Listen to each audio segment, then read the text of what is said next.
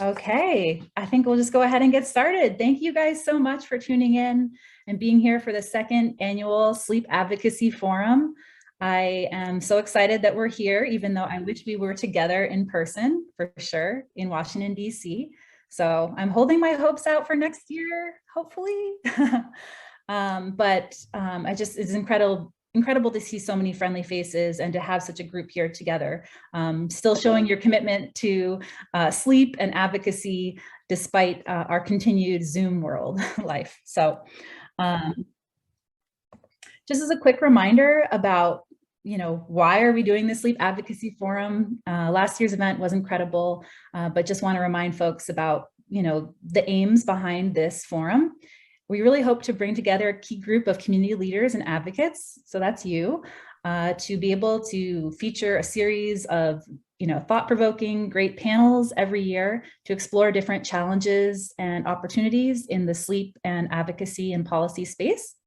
We really want to do this to be able to provide a conduit of information sharing so that different stakeholders can raise issues with the broader community, get feedback, get support, and make sure that we're not in silos as we work on some different things, and also to serve as a focal point for the sleep community to coalesce around areas of common concern. So that's why we're here today. And so who's participating? We have a wide variety, which is just so fantastic to bring so many different stakeholders together and make sure that we're not in silos. So we have policymakers and funders of biomedical research. Can't wait to hear some of them speak this morning or this afternoon. It depends, I guess most of you might be on the East Coast where it's afternoon.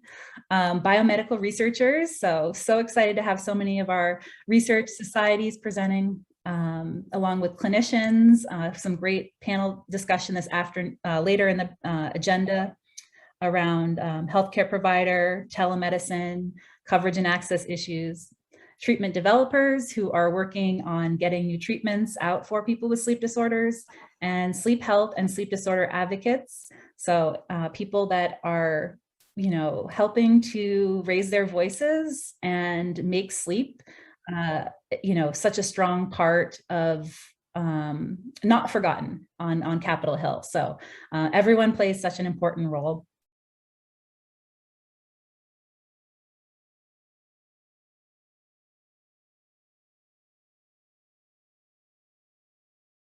Unmute. Okay, sorry. Some of the different participating organizations here. This is an incredible group, guys. So just so proud that we are coming together as a group.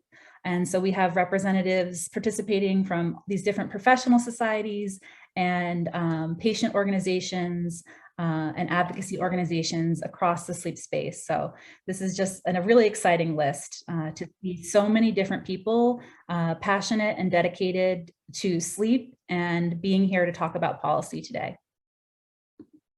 I want to really take a moment to acknowledge our sponsors.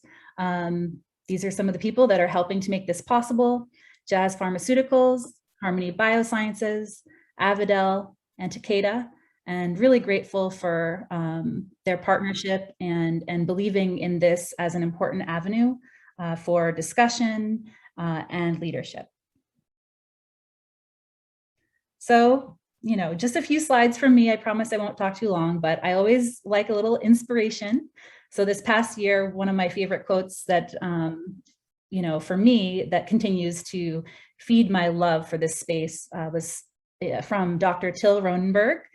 We had him speak during the sleep-in back in March, and he just has this beautiful quote: "Sleep does not take away from wake, it makes it possible." And I know we're all big sleep fans here, so I'm speaking to the choir, but I just want to say one of my favorite things I like to say is I'm not a very patient patient.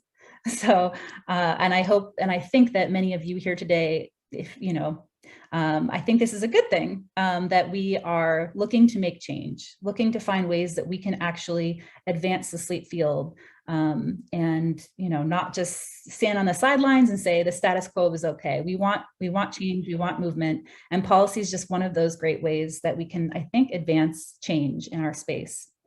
And of course, I, was looking through The Promise of Sleep last night, as one does the night before a big event, the Sleep Bible by Dr. Dement. And, he really talks even in the intro about how he got involved with policy in the 80s and the 90s.